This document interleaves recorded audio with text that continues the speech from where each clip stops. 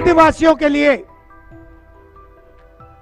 हमने 5 चीजें, ऐतिहासिक चीजें अपने बजट में आपके लिए डाली हैं। मैं आज आपको उनके बारे में बताना चाहता हूं। हम फॉरेस्ट राइट एक्ट लाए,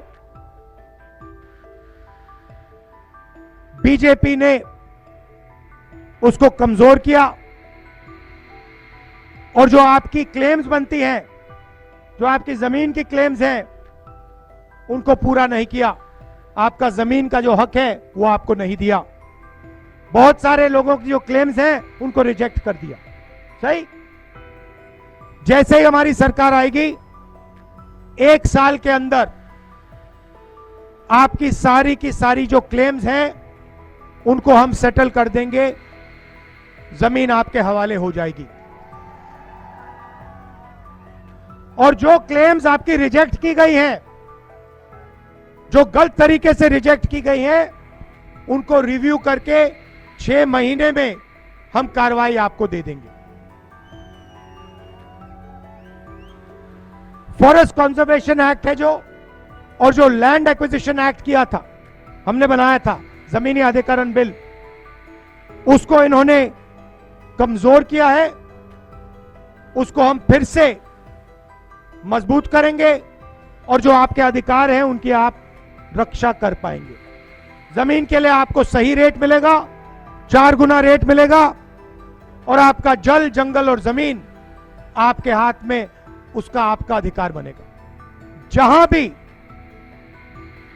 आदिवासियों की 50% से ज्यादा आबादी है, पूरे हिंदुस्तान में जहां भी आदिवासियों की 50% से ज्यादा आबादी है, उसे हम 6 शेड्यूल में डाल देंगे। मतलब सारे के सारे लोकल जो निर्णय होंगे वो आदिवासी लोग लेंगे और कोई नहीं लेगा। जैसे हमने किसानों के लिए लीगल गारंटी दी है, वैसे ही हम फॉरेस्ट प्रोड्यूस के लिए, जो जंगल में उगता है, उसके लिए लीगल गारंटी आपको दिलवा देंगे। जो पैसा कानून है, उसमें जो विलेज गवर्नमेंट और ऑटोनोमस डिस्ट्रिक्ट सरकार होती है, गवर्नमेंट होती है, उसको हम आपके लिए एस्टैब्लिश करके दिखा देंगे। आदिवासी न्याय गारंटी, आदिवासियों को न्याय देना, ये हमारा पहला कर्तव्य है। और उनको सताया जा रहा है, उनकी जमीन छीनी जा रही है, उनको फॉरेस्ट से बाहर निकाला जा रहा है, उनको, उनके ऊपर इतने क्रिमिनल केसेस हो रहे हैं और उसके अलावा हरासमेंट हो रहा है। वहाँ महिलाओं का रेप होता है, बच्चों का रेप होता है, कोई पूछने वाला नहीं है। बॉन्डेड लेबर उनको ट्रीट किया जाता है। बहुत से आदिवासी लोगों को वो बॉन्डेड लेबर के तहत वो बाहर ले जाते हैं, माइग्रेंट वर्कर्स के तहत ले जाके उनके सालों से रख लेते हैं। इन चीज़ों को हम, इन चीज़ों से छुटकारा पाने के लिए उनको हम इन आदिवासी न्याय गारंटी दे रहे हैं। इसमें सुशासन और जैसा कि मैं अभी कहा कि वन अधिकार नियम, और इनके लिए एक केस अभी स्पेशल बजट तो है लेकिन कोई इम्प्लीमेंट नहीं करता। SC ST special component plan ये कानूनी देना चाहिए, लेकिन बहुत से जगह ये देती नहीं। जैसा कि इसके लिए पहला कदम तेलंगाना, आंध्रा जो YSR थे, उन्होंने SCP सब प्लान करके जितनी पॉपुलेशन है उसी तरह उनको एक सब प्लान करके उनके लिए ही वो पैसा खर्च किया जाता है और उन्हीं के लिए प्रोग्राम्स बनाए जाते हैं उस बजट से। अगर बजट उस वक्त साल खर्च नहीं हुआ तो लैप्स नहीं होता, वो आगे के साल उसको ले जाया जाता है।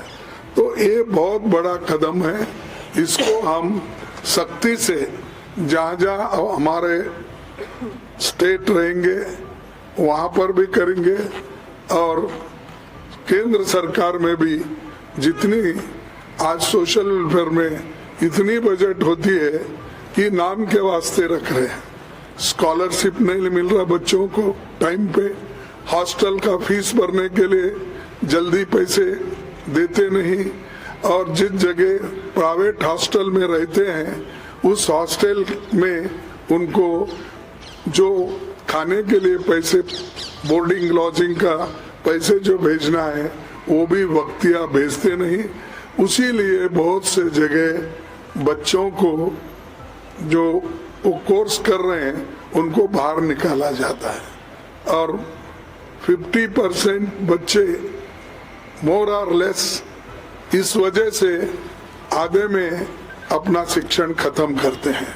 तो इसीलिए ये हम राष्ट्रीय स्तर पर भी एससीपी का बजट और स्पेशल कंपोनेंट से उनको दिलाने की पूरी कोशिश करेंगे।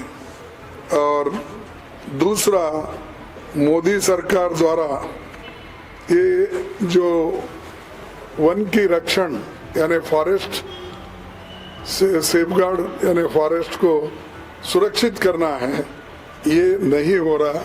वो बहुत से जगह इंडस्ट्रीज को देकर बड़े बड़े जो क्रोनी कैपिटलिस्ट उनके चाहते हैं उनको देकर आज पूरा फॉरेस्ट खत्म कर रहे हैं। तो उसको मजबूत बनाने के लिए कि उनके साथ ही रहे जमीन, जंगल और पानी, तो ये तीनों का रक्षण करना हम जरूर, हमारा ये मुख्य मुद्दा रहेगा, और उनको रक्षण करने के लिए पूरी कोशिश हम कानून के तहत करेंगे और उनकी हिफाजत करेंगे। ये जो हमारे आदिवासी न्याय केस में कांग्रेस पार्टी द्वारा ये लाए जाने वाले एमएसपी का अधिकार जो कानून है, और उसको जो कानूनी दर्जा देगा वो छोटे वन उपज वालों को भी कवर करेगा। यानी छोटे मोटे जितने भी फॉरेस्ट है या ये है उसको भी उसी तरीके से हम हिफाजत करेंगे जैसा एमएसपी के लिए हम गारंटी दे रहे। तो जो भी फॉरेस्ट एरिया में उगते हैं, जो भी उत्पन्न होता है, उसके लिए भी हम अपना कानून बनाएंगे।